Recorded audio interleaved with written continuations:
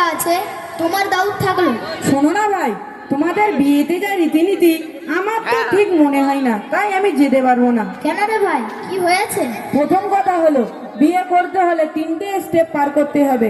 সাধারণ দেখাশোনা, তারপর ছেলে মেয়ের মধ্যে পরিচয় হবে, তারা লং ড্রাইভে যাবে, 2-4 মাস ফোনে হাই হ্যালো করবে, রাত ভোর জেগে মেরে বাবুনে থানা থায়া মেরে শোনা কি করছো এসব হবে। তারপর আমাদের সমাজ অনুযায়ী ঘরবার দেখা, পাকা দেখা, পাঁচুনি, তার 2 মাস পর বিয়ে। এত ঘোরানোর ফেরানোর কি প্রয়োজন আছে? এতে উভয় পক্ষের পয়সা ছাড়া আর কিছুই নয়। হাদিস অনুযায়ী যখন পাত্র পাত্রী দিন সম্পর্কে তোমরা সন্তুষ্ট, সেখানে দেরি না করে তাড়াতাড়ি তাদের মধ্যে বিবাহ দিয়ে দেওয়া উচিত।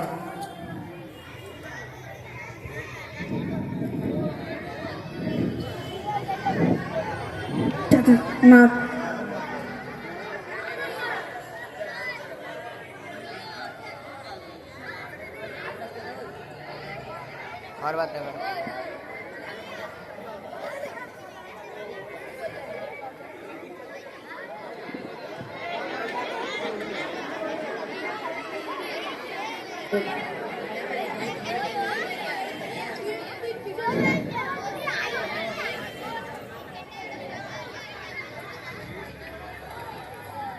Hello hello. হ্যাঁ বেবি।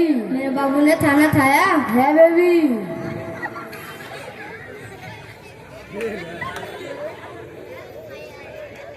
কার সাথে রে ভাই? মেরে বাবু ने थाना थाया করছিস? আরে যার সাথে আমার কাজ ফিট হয়েছে।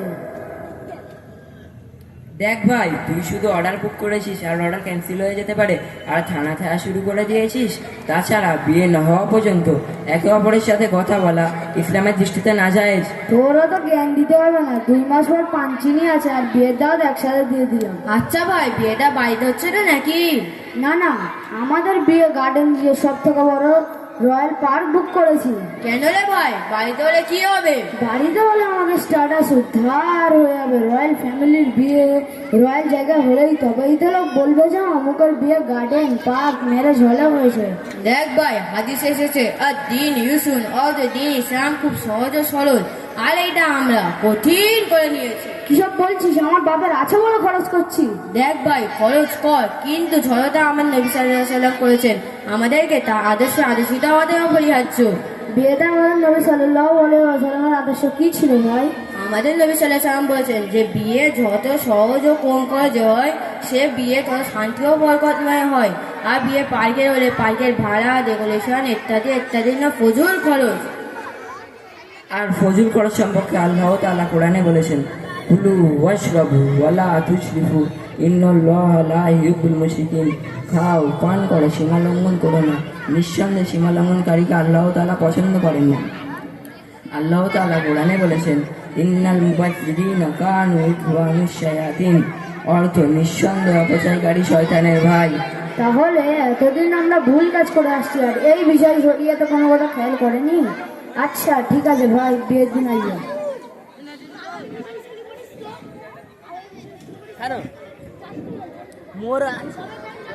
এই তো কার কাছে এলে?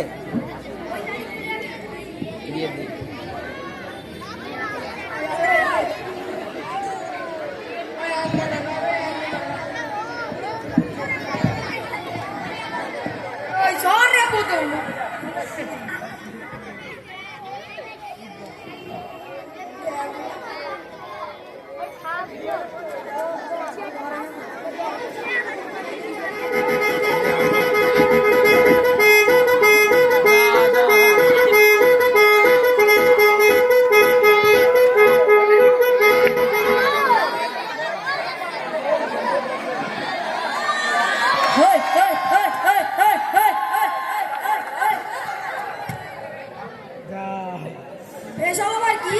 আচ্ছা লাও কথা বলো।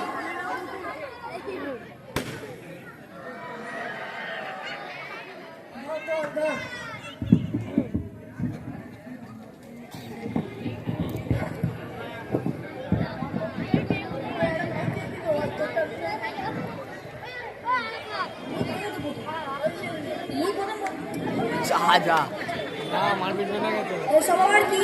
আচ্ছা লাও কথা বলো। 20 5 হবে না, হবে না, হবে না। 10 হবে না হবে না হবে 12 হবে না হবে না 15 দাও দাও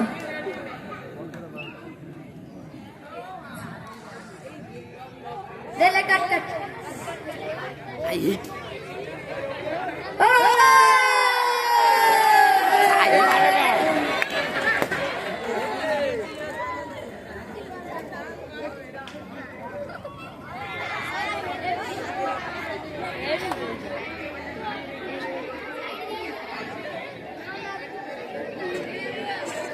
এবার দাঁড়াতো না, ওটা কি হচ্ছে? কি হয়েছে ভাই? তোমরা পাবলিক স্পট এটা কি করছো? পুরো রাস্তা বন্ধ করে হর্ন বাজাচ্ছে, এটা কি হচ্ছে? আরে ভাই লোকে অনেক কথা বলবে, ছাড়তো ফাড়িয়ে যা তারপর কি বলে দেখছি। আরে ভাই ছেড়ে দাও ছেড়ে দাও। আরে এখানে ছেড়ে দেওয়ার কি আছে? এখানে অনেক বাচ্চা থাকতে পারে, অনেক মানুষের আর্জেন্ট কাজ হতে পারে, সেখানে পুরো রাস্তা বন্ধ করে হর্ন বাজাচ্ছে, মানুষকে কষ্ট দিচ্ছে, এটা কি মুসলমানের পরিচয়? দাঁড়া দাঁড়া কি বলতে চাইছে দেখি, বলুন আপনার সমস্যা কোথায়? দেখুন ভাই, আমাদের নবী সাল্লাল্লাহু আলাইহি সাল্লাম বলেছেন, আল মুসলিমু মান সালিমান মুসলিমুনা মিন লিসানিহি ওয়া ইয়াদিহি, অর্থাৎ প্রকৃত মুসলমান ওই ব্যক্তি যার কথাবার্তা এবং কাজকর্ম থেকে অপর মুসলমান নিরাপদে থাকবে। এ ভাই চলো আমরা আগামীতে এগুলো থেকে বিরত থাকবো ইনশাআল্লাহ। ইনশাআল্লাহ।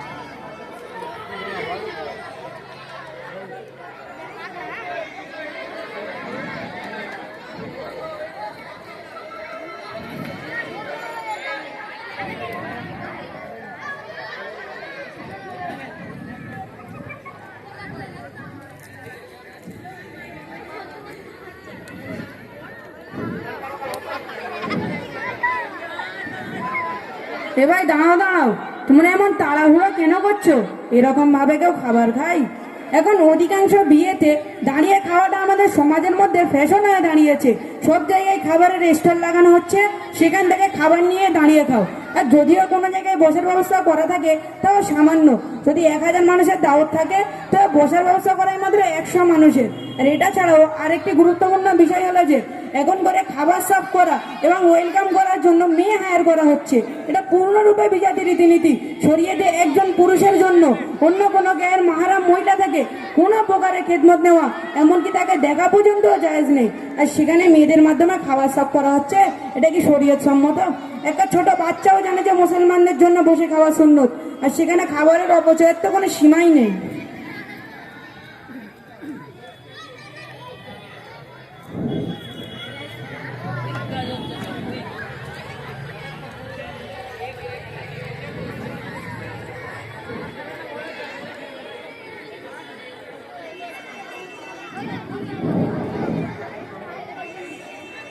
এত কিছু দেখার পর এ কথাটা পরিষ্কার যে বিয়ের আগে থেকে ছেলে মেয়ে ফোনে কথা বলছে, পিতামাতা জানার সত্ত্বেও গোনাকে গোনা মনে করছে না।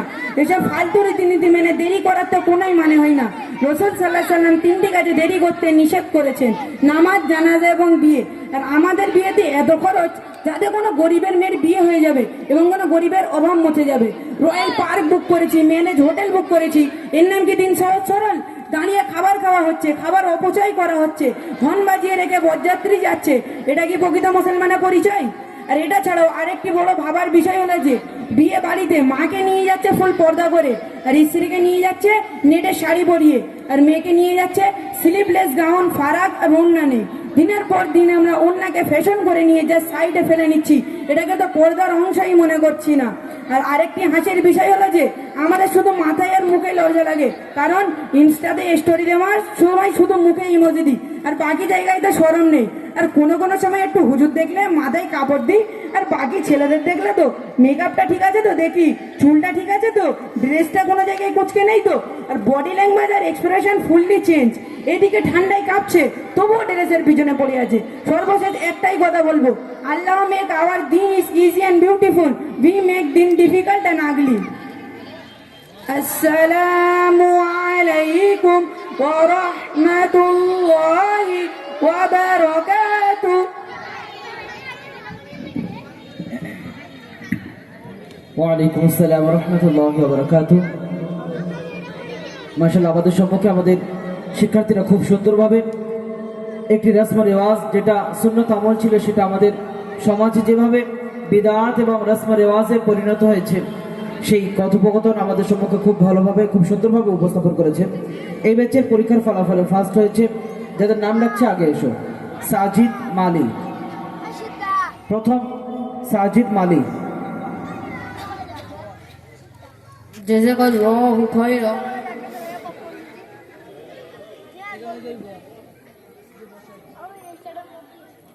সেকেন্ড ইফাজ মালি।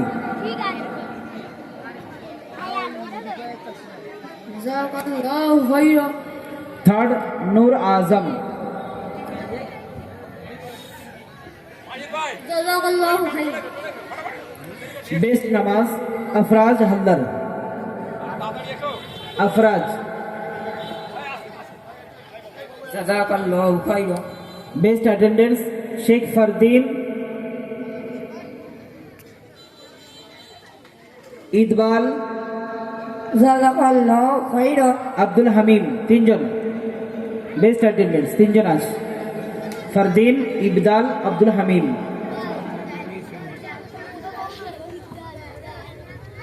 জাযাকাল্লাহু খাইরা। জাযাকাল্লাহু খাইরা।